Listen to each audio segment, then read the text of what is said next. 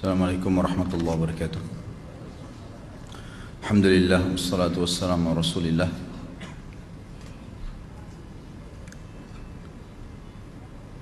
Sebelum salam ditulis, maaf Ustaz, tema yang lalu. Baik. Sudah 11 bulan saya nggak punya kerjaan tetap.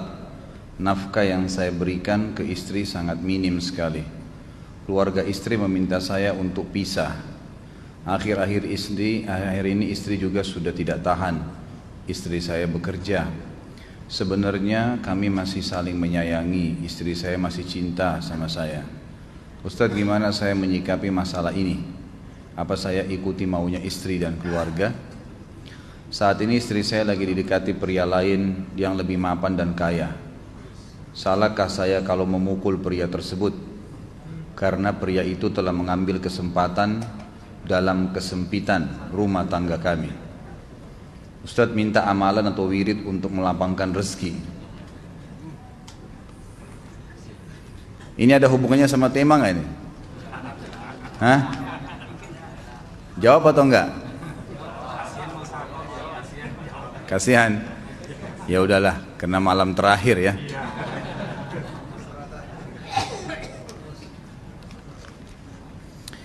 Yang pertama sekali, saya menyarankan Anda saran dari laki-laki ke laki-laki. Prinsiplah dan jangan merendahkan diri di hadapan wanita. Maksudnya begini, pada saat seorang wanita yang menjadi istri Anda membutuhkan Anda, tunjukkan kebutuhan kita 1000 kali daripada dia. Dia sayang, dia perhatikan, dia siap berkorban. Kita harus 1000 kali lebih hebat daripada itu. Laki-laki memang penaung. Tapi kapan dibalik? Kalau saya pribadi, kapan dia tidak butuhkan, menunjukkan kebutuhan, saya 1000 kali tidak butuh sama dia. Untuk apa Anda merendahkan diri di depan seorang wanita yang kalau memang dia tidak bisa menjadi seorang istri? Karena kapan wanita sudah menyombongkan diri di hadapan laki-laki, tidak akan ada wibawa sama sekali.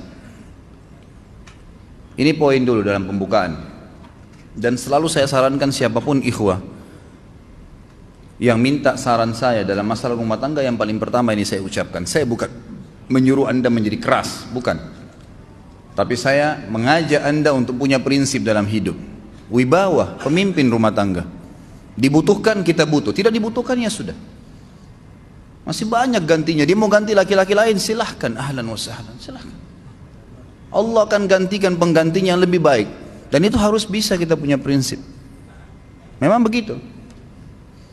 Kalau ini kita terapkan dalam kehidupan kita, kita akan sangat mudah hidup. Terkadang subhanallah ada pengorbanan berat. Berpisah dengan meninggal, berpisah karena masalah dosa yang dilakukan oleh pasangan kita. Jelas haram. Kalau ada seorang istri hanya karena masalah suaminya kekurangan ekonomi mau berhubungan sama laki-laki lain, wanita apa ini? Cinta itu pengorbanan, kasih sayang. Bukan hanya pada saat mampu kemudian disayang, pada saat tidak mampu kemudian ditinggal. Subhanallah. Hati-hati, hukum Allah subhanahu wa ta'ala berlaku. Akhwat yang jadi istri, ikhwah yang jadi suami, harus tahu pasangan kita itu punya Tuhan sebagaimana kita punya Tuhan yang sama. Dan Allah itu maha adil. Memang dalam kehidupan kita ada naik turunnya. Dan makna cinta adalah pengorbanan. Itu sebenarnya. Kalau hanya kita kantongnya lagi penuh kemudian disuka sama istri, pada saat lagi tipis, lagi masalah kemudian dia mau berhubungan sama laki-laki lain, naudzubillah min dzalik. Wanita apa ini? Kalau saya tidak naungin. Kalau saya nggak naungin. Kamu mau sama dia silahkan, ahlan sahlan, silahkan jalan. Kalau saya, istri saya sangat tahu prinsip saya. Kalau kamu merasa ada laki-laki lain yang kamu anggap baik, atau kamu mau ingin memasukkan pendapat keluargamu dalam rumah tangga saya sehingga kedudukan saya sebagai suami tidak didengar lagi, silakan pilih keluarga kamu. Tidak ada masalah.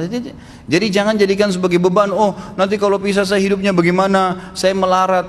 Ini kenapa ini? Saya mati kalau nggak sama dia, ya mati bener nanti.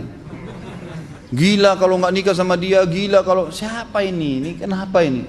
Keluar dari bingkai hidup itu. Seorang muslim itu hidupnya mulia.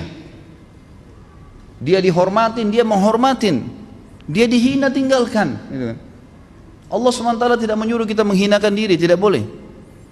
Kalau wanita ini misalnya, istri ini yang dikatakan tadi masih mencintai suaminya, dia hanya sekedar minta kerja, ya, garis bawahi kalimat ini ya, dia hanya sekedar minta kerja untuk membantu nafkah rumah tangga, ahlan wa sahlan, jempol, nggak masalah, bagus itu. Sampai suaminya mapan, itu baik.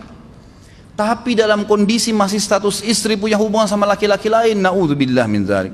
Mana ghirah, mana kecemburuan positif yang telah Allah pelihara dalam diri kita, nggak boleh. Pada saat seorang sahabat pulang ke rumahnya mendapatkan istrinya selingkuh dengan laki-laki lain, tidak disebutkan apakah berhubungan biologis atau tidak, tapi yang jelas sahabat ini sampai kaget masuk ke rumahnya temukan ada laki-laki lain. Dia bingung mau lakukan apa. Dia pergi ke Nabi SAW lalu berkata, ya Rasulullah, saya pulang rumah istri saya lagi sama laki-laki lain. Maksudnya dia pandu saya harus buat apa nih? Apa yang terjadi? Subhanallah, Sa'ad radhiyallahu anhu sahabat Nabi mulia menghenuskan pedang mengatakan, ya Rasulullah, kalau terjadi pada rumah tangga saya akan penggal dua-duanya. Dua-duanya saya penggal nih.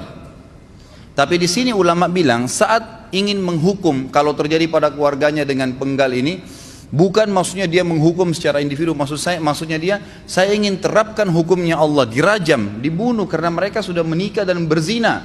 Hukum Allah terapkan, kemuliaan agama harus ada. Harus begitu. Seorang istri yang mau tinggal di bawah naungan kita sementara kita sudah berkorban di bawah terik matahari, sudah bekerja, sudah memilih dia dari sekian banyak wanita, kemudian dia mau berkorban, hormatin dia, junjung dia, lindungin dia, rangkul dia, gitu kan? Bela dia, memang harus begitu. Tapi kalau masih dalam naungan, kemudian sedikit himpit masalah ekonomi lalu berhubungan sama laki-laki lain, naudzubillah, jangan dipertahankan, berbahaya sekali, gitu kan? Jangan Anda menjadi laki-laki lemah gitu. Saya kemarin ditelepon oleh dua orang sekaligus, subhanallah. Sahabat dekat telepon kepada saya, laki-laki. Ustadz maaf mau ngomong sebentar. Baik silahkan. Ustadz saya ini, istri saya pulang ke rumah ke kampung ayahnya ibunya karena alasan mengurus ayah dan ibunya. Akhirnya saya sama anak-anak ditinggal di sini sendiri. Setiap kali saya panggil pulang, dia bilang sudahlah saya nggak mau pulang. Kalau mau nikah lagi silahkan. Dia bahasakan begitu. Bagaimana sarannya Ustadz? Saya bilang nikah lagi. Dengan tegas saya bilang nikah lagi. Kalau tidak terbuka pintu fitnah. Perempuan itu kenapa harus pilih orang tuanya? Tidak boleh secara syar'i. Nggak boleh. Sudah menerima akad nikahnya seorang laki-laki, laki-laki itu yang dinomorsatukan di atas ayahnya, nggak ada alasan. Kalau suami izinkan boleh urus orang tua, kalau nggak diizinkan tidak boleh, nggak boleh. Bagaimana dia tinggalkan suaminya sama anaknya? Kaget itu saya katakan begitu. Iya, bahkan sekarang hukum poligami sudah wajib bagi anda, nggak boleh, wajib sekarang. Ini ragu mau melangkah seakan-akan poligami itu dosa, padahal dia ditinggal oleh istrinya. Bagaimana bisa ini? Ada laki-laki seperti ini nggak punya prinsip, harus melangkah. Dia sudah dapat jawaban saya dikasih ini Ustadz, teman saya juga mau bicara, masalahnya sama lagi. Ustadz istri saya tinggalkan saya Ustadz kayak mau menangis. Sebentar jangan pakai nangis laki-laki. Apa ini cengeng? Ditinggal wanita nangis, subhanallah.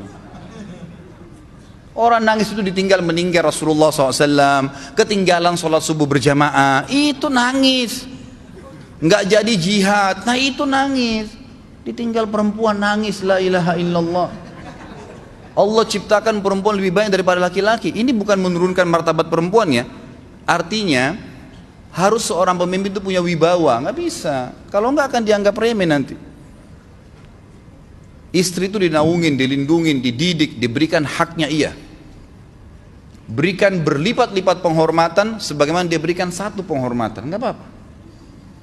Tapi jangan sampai menginjak martabat seorang pemimpin, tidak boleh. Akhirnya saya sampai bilang sama dia, akhi, ambil keputusan. Kamu mau balik sama saya berumah tangga di sini, atau kamu pilih rumah orang tua kamu? Oh saya pilih orang tua saya, baik saya ceraikan kamu sekarang. Assalamualaikum, tutup telepon, selesai. Jangan lama-lama. Cengeng sekali. Udah sujud sama Allah, saya masih berat cintanya Allah. ia minta kepada Allah subhanahu wa ta'ala. Minta gampang dihilangkan dari hati. Sebagaimana dia datang dia bisa keluar, gampang itu. Subhanallah ya, jangan terlalu mencintai dunia berlebihan. Kalau saran saya, kalau istri anda ini tanya baik-baik, kalau kamu bekerja hanya karena mau bantu nafkah rumah tangga sekarang, ahlan wa sahlan, silahkan. Selama pekerjaan halal, antar dia ke tempat kerjanya. Muliakan dia, jaga, jemput pada saat pulang, anda pembelahnya, begitu. Tapi kalau berhubungan sama laki-laki, ada subhanallah suami, depannya dia istrinya telepon laki-laki lain dan dia menerima itu. Mana ini? Dalam agama haram, wallah haram itu hukumnya. Nggak boleh. Itu namanya dayuth dalam agama. Nabi SAW mengatakan Allah melaknat dayuth. Kata sahabat, siapa itu dayuth ya Rasulullah? Laki-laki yang tidak punya cemburu terhadap pelanggaran agama yang terjadi pada istrinya. Gimana caranya? Nggak boleh dalam agama Islam. Gitu kan? Makanya biasakan hati kita terisi dengan cinta kepada Allah SWT dan bukan cinta kepada manusia. Mencintai istri karena Allah yang perintahkan, mencintai suami karena Allah yang perintahkan. Jadi semua karena Allah. Tidak ada kata-kata hilang, tidak ada rugi kalau kita meninggalkannya. Jadi ini hal mendasar yang saya tahu, Allahu alam. Jadi sampaikan seperti itu. Kalau wirid apa? Saran saya adalah memperbanyak istighfar kepada Allah SWT. Gunakan momen musibah itu sebagai kesempatan untuk mendekatkan diri dengan Allah Subhanahu wa taala. Begitu ya.